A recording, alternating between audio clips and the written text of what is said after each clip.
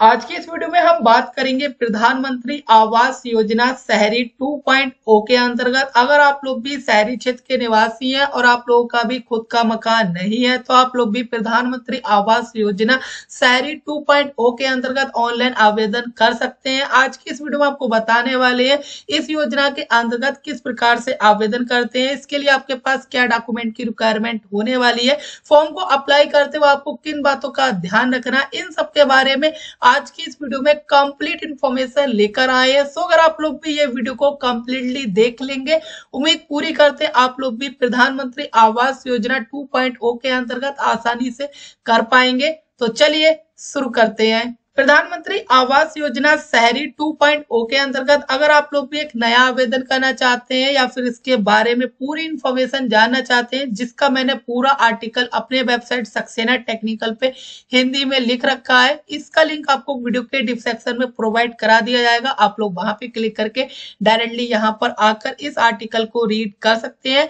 Article में क्या क्या चीजें लिख रखी हैं आपको यहाँ पर मैं समझाता हूँ। सबसे पहले नंबर पे इम्पोर्टेंट डेट के बारे में मैंने बताया है, तो ये फॉर्म स्टार्ट कर दिए थे 1/1/2025 से। इसकी जो लास्ट डेट रखी गई है वो 31/3/2025 यानी 7 दिन का टाइम है और 7 दिन में आपको अपने आवेदन को कंप्लीट कर लेना है। प्रधानमंत्री आवास योजना 2.0 के अंतर्गत अगर आप लोग भी एक नया आवेदन कर रहे हैं तो आपके पास ये डॉक्यूमेंट का होना काफी ज्यादा जरूरी है। पहले नंबर पे जो भी कैंडिडेट आवेदन कर रहा है उस कैंडिडेट का आधार कार्ड होना काफी ज्यादा जरूरी है। उसके आधार कार्ड पे उसका नाम और जन्म तिथि बिल्कुल क्लियर होनी चाहिए। दूसरे नंबर पे उसी कैंडिडेट के आधार कार्ड पे मोबाइल नंबर का लिंक होना काफी ज्यादा जरूरी है। दूसरे नंबर पे उस फैमिली मेंबर जो भी कैंडिडेट आवेदन कर रहा है उस फैमिली में जितने भी मेंबर आते हैं उन सभी मेंबर का आधार कार्ड होना काफी ज्यादा जरूरी है। तीसरे नंबर पे जो कैंडिडेट आवेदन कर रहा है उसी कैंडिडेट का बैंक अकाउंट होना काफी ज्यादा जरूरी है।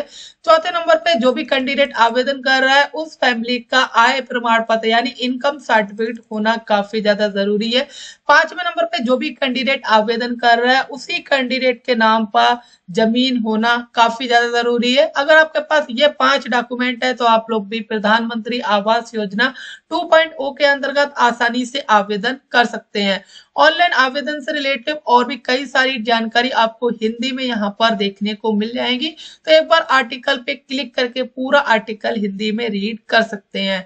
ऑनलाइन आवेदन करने के लिए आप लोगों को थोड़ा नीचे आना है, तो यहाँ पर आपको एक ऑप्शन मिलेगा अप्लाई ऑनलाइन का, आपको डायरेक्टली इस पर क्लिक कर देना है। क्लिक करने के बाद दोस्तों हम आ चुके हैं प्रधानमंत्री आवास योजना 2.0 की ऑफिशियल वेबसाइट पर। इस वेबसाइट के माध्यम से आप प्रधानमंत्री आवास योजना के अंतर्गत आवेदन करेंगे, तो इस वेबसाइट का भी लिंक आपको वीडियो के डिस्क्रिप्शन में प्रोवाइड करा दूंगा। आप लोग वहां क्लिक करके डायरेक्टली यहाँ पर आ सकते हैं। यहाँ पर आने के बाद आपको एक ऑप्शन मिलेगा अप्लाई फॉर प्रधानमंत्री आवास योजना अर्बन 2.0, आपको डायरेक्टली इस पर क्लिक कर देना है। क्लिक करने के बाद दोस्तों हम आ चुके हैं प्रधानमंत्री आवास योजना 2.0 की ऑफिशियल वेबसाइट पर।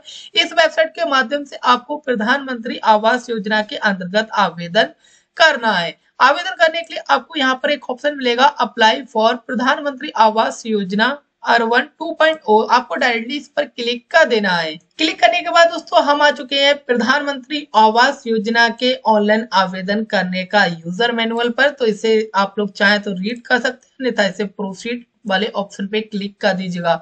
आवेदन करते वक्त आपके पास यही दस्तावेज होने चाहिए जिसकी इंफॉर्मेशन हम आपको पहले दे चुके हैं। तो हम डायरेक्टली यहाँ पर प्रोसीड पे क्लिक करेंगे। प्रोसीड पे क्लिक करने के बाद हमारा जो फॉर्म है वो यहाँ पर ओपन हो चुका है। सबसे पहले नंबर पे अपने स्टेट को सिलेक्ट करेंगे कि हम रहने वाले कहाँ के हैं। हमारी फैमिली की एनुअल यानी जो भी सालाना इनकम है वो यहाँ पर कितनी है, ये हमारे आय प्रमाण पत्र पे दी गई होगी, वो इनकम हमें यहाँ पर फिलअप करनी है। फिल करने के बाद यहाँ पर हमारे सामने 3 ऑप्शंस देखने को मिलेंगे। यहाँ पे पहले ऑप्शन मिल रहा है BLC यानी बेनिफिशियरी लैंड कंस्ट्रक्शन। BLC का मतलब आप लोगों को यहाँ पर मैंने हिंदी में पूरी डिटेल आपको दे रखी है। तो अगर आप लोग BLC के बारे में जानना चाहते हैं तो हमारी वेबसाइट पर एक बार विजिट कीजिएगा और विजिट करने के बाद आप लोग BLC के बारे में पूरी इंफॉर्मेशन जान पाएंगे। जैसा कि देख सकते हैं BLC कैटेगरी में यहाँ पर देखिएगा इस योजना का BLC 3 लाख रुपए तक की वार्षिक आय यानी EWS कैटेगरी, जो भी जिनकी यहाँ पर 3 लाख रुपए तक की आय है वो EWS कैटेगरी में शामिल है। उनकी यहाँ पर अपनी खुद की भूमि पर, यानी जो भी उनकी भूमि है वो 45 वर्ग मीटर तक की भूमि पर नए पक्के मकान बनाने के लिए 2.5 लाख रुपए तक की सहायता प्रदान करेगा बीएलसी कैटेगरी के लिए। दूसरे नंबर पे आपको एक कैटेगरी देखने को मिल रही है एएचपी। एएचपी का मतलब भी मैंने यहाँ पे लिख रखा है। एएचपी का मतलब मैंने यहाँ पे लिख रखा है, जैसे कि देख सकते हैं, भागीदारी में किफायती आवास एएचडी वाटिक ईडब्ल्यूएस रेडी में पक्का मकान खरीदने के लिए वितरण सहायता प्रदान करेगा, जिसमें यहाँ पर 30 से लेकर 45 वर्ग मीटर का आपको कॉर्पोरेट एरिया मिलेगा और किफायती घरों का निर्माण सार्वजनिक निजी एजेंसी द्वारा किया जाएगा। अब आप लोग को यहाँ पे क्लियरली बता दें, एएचपी का मतलब होता है, जैसा कि अगर आप लोग कोई आवास ले रहे हैं गवर्नमेंट से, जिसमें कॉलोनी आपको दी जाएंगी, उसमें आपका खुद का फ्लैट होगा और उसके अंदर आपका खुद का एक 30 से 45 वर्ग मीटर में आपका मकान बना हुआ होगा। ये आपको एजेंसी के द्वारा दिया जाएगा। ये एक हिसाब से आपकी कॉलोनी होती है। तीसरे नंबर पे आपको ऑप्शन दिया गया है यहाँ पर इंटर सब्सिडी का। तो इस योजना के अंतर्गत अगर आपकी जो यहाँ पे देख सकते हैं आईएसएस के बारे में यहाँ पे दिया है। आईएसएस में जैसा कि अगर आप लोगों की इनकम 6 लाख रुपए से लेकर 9 लाख रुपए के बीच में है और आप लोग भी आवास बनाने के लिए गवर्नमेंट से लोन लेना चाहते हैं, तो आप लोग इस योजना के अंतर्गत लोन ले सकते हैं आईएसएस के अंतर्गत। तो यहाँ पे मैंने तीनों की इन्फॉर्मेशन यहाँ पे मैंने समझाई है। अगर आपकी खुद की भूमि है तो आप लोग बीएलसी के माध्यम से अपने आवेदन को कीजिएगा। अगर आपके पास भूमि नहीं है और आप लोग कॉलोनी लेना चाहते हैं तो आप सेकंड वाले ऑप्शन पे क्लिक करके आवेदन कीजिएगा। और अगर आप लोग लोन लेना चाहते हैं मकान बनाने के लिए तो आप लोग यहाँ पर आईएसएस स्कीम में आवेदन कर सकते हैं। तो हम यहाँ पे बीएलसी में आवेदन कर रहे हैं तो बीएलसी पे टिक करेंगे। यहाँ पे पूछा जा रहा है क्या आपका भारत में कहीं पे मकान है, अगर है तो यस करिएगा।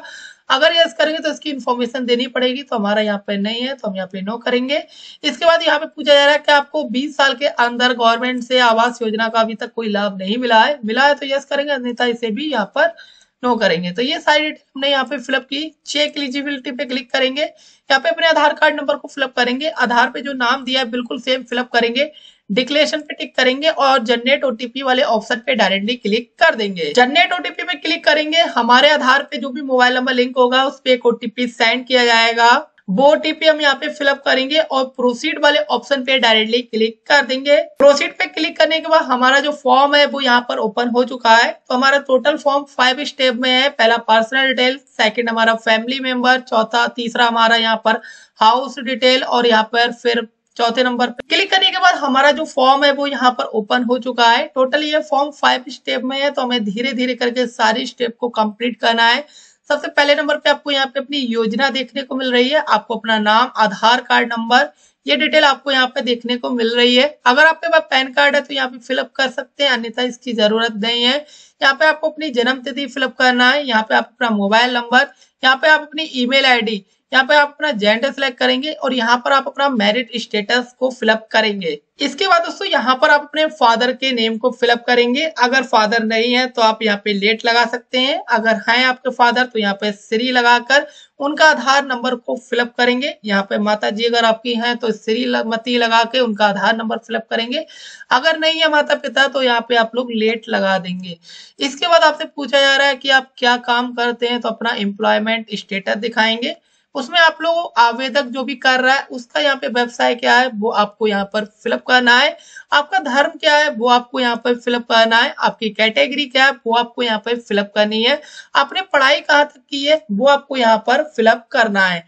इसके बाद थोड़ा नीचे आएंगे तो यहाँ पे आपसे पूछा जा रहा है कि आपको इन योजना के अंतर्गत किसी प्रकार का कोई भी लाभ मिला है, जैसा कि यहाँ पर भवन और निर्माण श्रमिक या फिर पीएम स्वनिधि या फिर आंगनवाड़ी कार्यकर्ता पीएम विश्वकर्मा के तहत, इनमें अगर आपको कोई लाभ मिला है तो यहाँ पे यस करेंगे, अन्यथा इसे नो करेंगे। और नो करेंगे तो यहाँ पर आपको एक ऑप्शन मिलेगा सेव एंड कंटिन्यू का, आपको डायरेक्टली इस पर क्लिक कर देना है। क्लिक करने के बाद हमारा जो रिकॉर्ड है वो यहाँ पे सक्सेसफुल कंप्लीट हो चुका है। अब हम चलेंगे सेकंड स्टेप पर। सेकंड स्टेप पर आ चुके हैं, हमारा नाम और यहाँ पर हमारे हस्बैंड का नाम ऑटोमेटिक आ चुका है। इसके बाद आपकी फैमिली में जो भी अनमैरिड बच्चे हैं आपके, उनकी डिटेल आप लोग यहाँ पर फिलअप करेंगे। इन केसेस अगर आपकी फैमिली में अनमैरिड फैमिली मेंबर नहीं है तो आपको डायरेक्टली सेव एंड नेक्स्ट करना है। अगर आपकी फैमिली में अनमैरिड बच्चे हैं तो आप इसकी इंफॉर्मेशन यहाँ पर फिलअप कर सकते हैं। जैसा कि मैं यहाँ पर एक फैमिली मेंबर ऐड कर रहा हूँ तो यहाँ पे उसका नाम, डेट ऑफ बर्थ, फैमिली का रिलेशन, यहाँ पे जेंडर, आधार कार्ड नंबर और यहाँ पे ऑक्यूपेशन, जो भी काम वो करते हैं। ये डिटेल को फिल करने के बाद यहाँ पर हमें एक ऑप्शन मिलेगा ऐड का, हमें इस पे क्लिक कर देना है। क्लिक करने के बाद हमारा जो फैमिली मेंबर है वो यहाँ पर ऐड हो चुका है। जैसे कि देख सकते हैं अनमैरिड सन हमने यहाँ पर ऐड किया है, तो हमारे 3 फैमिली मेंबर यहाँ पर ऐड हो चुके हैं। इसके बाद हमें एक ऑप्शन मिलेगा सेव एंड कंटिन्यू का, डायरेक्टली इस पर क्लिक करना है। अगर आपकी फैमिली में और कोई मेंबर है तो उसका नाम यहाँ पर फिलअप कर सकते हैं। सेव एंड कंटिन्यू वाले ऑप्शन पे क्लिक करने के बाद हम आ चुके हैं हाउस डिटेल पर। यहाँ पर आपको अपनी कैटेगरी देखने को मिलेगी, आपकी फैमिली की इनकम कितनी है वो देखने को मिलेगी।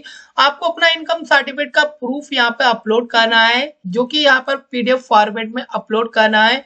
आपसे पूछा जा रहा है कि आप कस्बे शहरी में कितने वर्षों से रह रहे हैं, वो वर्ष की संख्या आपको यहाँ पर फिलअप करनी है। वर्तमान में आप लोग यहाँ पर कैसे रह रहे हैं, ओनर है या फिर रेंट पर रह रहे हैं या फिर नो हाउस है, तो अपने हिसाब से यहाँ पे सिलेक्ट कर सकते हैं। इसके बाद आपको एक ऑप्शन मिलेगा सेव एंड कंटिन्यू का, इस पर आपको क्लिक कर देना है। क्लिक करने के बाद हमारा रिकॉर्ड सक्सेस हो गया है। हम आ गए हैं एड्रेस डिटेल पर। एड्रेस डिटेल पर आने के बाद हमें यहाँ पर अपनी एड्रेस की डिटेल को फिलअप करना है। तो हमसे यहाँ पे पूछा जा रहा है कि आप जिस पते पे रह रहे हैं उस पते की इंफॉर्मेशन को फिलअप कीजिएगा। अगर आपका प्रेजेंट और कम्युनिकेशन एड्रेस सेम है तो इस पे टिक करके दोनों एड्रेस सेम कर लीजिएगा। हालांकि हमारे दोनों एड्रेस सेम है तो हम यहाँ पे अपने आधार कार्ड के अनुसार अपने एड्रेस को फिलअप करेंगे। अगर आपका कोई मकान नंबर है तो यहाँ पे फिलअप कीजिएगा, अपने मोहल्ला या फिर कस्बे का नाम यहाँ पे लिखेंगे, अपना स्टेट सिलेक्ट करेंगे, अपना डिस्ट्रिक्ट सिलेक्ट करेंगे, अपना सिटी लिखेंगे और अपने एरिया का पिन कोड फिलअप करेंगे। ये सारी डिटेल को फिल करने के बाद अगर आपका वर्तमान और स्थायी पता सेम है तो इस पर टिक कर देंगे, अन्यथा अगर आपका चेंज है तो दोनों चेंज फिलअप कर सकते हैं। इसके बाद थोड़ा नीचे आएंगे तो यहाँ पर आपको प्रधानमंत्री आवास योजना निर्माण स्थल का पता आपको लिखना है। जहां पर आप लोग अपनी प्लाट को बनवाना चाहते हैं वहां का एड्रेस आपको यहाँ पर फिलअप करना है। वहां का अगर हाउस नंबर वगैरह प्लाट नंबर है तो यहाँ पे लिख सकते हैं, अन्यथा इसे छोड़ सकते हैं। उस मोहल्ला गली का नाम लिखिएगा, स्टेट लिखेंगे, डिस्ट्रिक्ट लिखेंगे, सिटी का नाम लिखेंगे, एरिया का पिन कोड लिखेंगे। उसी भूमि से रिलेटिव आपको कोई दस्तावेज अपलोड करने हैं जिसका 1 MB का साइज रखा गया है पीडीएफ फॉर्मेट में। चॉइस 5 पे क्लिक करेंगे, अपलोड पे क्लिक करेंगे, आपका ये फॉर्मेट अपलोड हो जाएगा। इसके बाद आपको एक ऑप्शन मिलेगा सेव एंड कंटिन्यू का, आपको इस पर क्लिक करना है। क्लिक करने के बाद हमारा जो लैंड डॉक्यूमेंट है वो यहाँ पे सक्सेस अपलोड हो जाए हैं, तो हम ओके वाले ऑप्शन पे क्लिक करेंगे। क्लिक करने के बाद दोस्तों हम आ चुके हैं बैंक की डिटेल पर, जहां पर आपको अपना account number, confirm account number, IFSC code, bank का नाम, ये सारी डिटेल आपको यहाँ पर फिलअप करनी है। इसके बाद आपका यहाँ पर IFSC कोड के साथ बैंक ब्रांच का नाम आपका ऑटोमेटिक आ जाएगा। यहाँ पे पूछा जा रहा है कि आपको इस योजना के अंतर्गत लाभ मिला है, जैसा कि PM सूर्य घर योजना, बिजली माफी योजना, आयुष्मान भारत योजना, उज्ज्वला योजना। इनमें से अगर आपको कोई भी लाभ मिला है तो इस पे टिक करके उन योजनाओं को सिलेक्ट करना है। अगर आपको कोई भी लाभ नहीं मिला है तो आपको नो करना है, डिक्लेरेशन देनी है और यहाँ पे फाइनल सबमिट वाले ऑप्शन पे डायरेक्टली क्लिक कर देना है। क्लिक करेंगे आपके सामने एक कंफर्मेशन आएगा, तो आपको यहाँ पर ओके कर देना है। ओके करने के बाद हमारा जो प्रधानमंत्री आवास योजना का जो आवेदन है वो यहाँ पे सक्सेसफुल कंप्लीट हो चुका है, जैसा कि आप लोग यहाँ पर देख सकते हैं। इसके बाद हमारा जो फॉर्म का स्टेटस है वो यहाँ पर देखने को मिल रहा है। हमारा एप्लीकेशन नंबर आ गया, कैंडिडेट का नाम आ गया है और हमें यहाँ पर एक ऑप्शन मिलेगा प्रिंट का, हमें इस पर क्लिक कर देना है। क्लिक करने के बाद हमारे सामने प्रधानमंत्री आवास योजना का जो प्रिंट आउट है वो निकल के सामने आ जाएगा। फाइनली कुछ इसी तरह से आप लोग भी प्रधानमंत्री आवास योजना के अंतर्गत एक नया आवेदन कर सकते हैं। सो उम्मीद पूरी करते हैं आज की वीडियो आपको मैंने कंप्लीट इन्फॉर्मेशन दी है। अगर आपको ये इन्फॉर्मेशन पसंद आई, वीडियो को लाइक करें, अपने अदर फ्रेंड के साथ जरूर शेयर करें, चैनल पहली बार सब्सक्राइब करें। मिलते हैं एक नए वीडियो में नए टॉपिक के साथ, तब तक के लिए बाय बाय।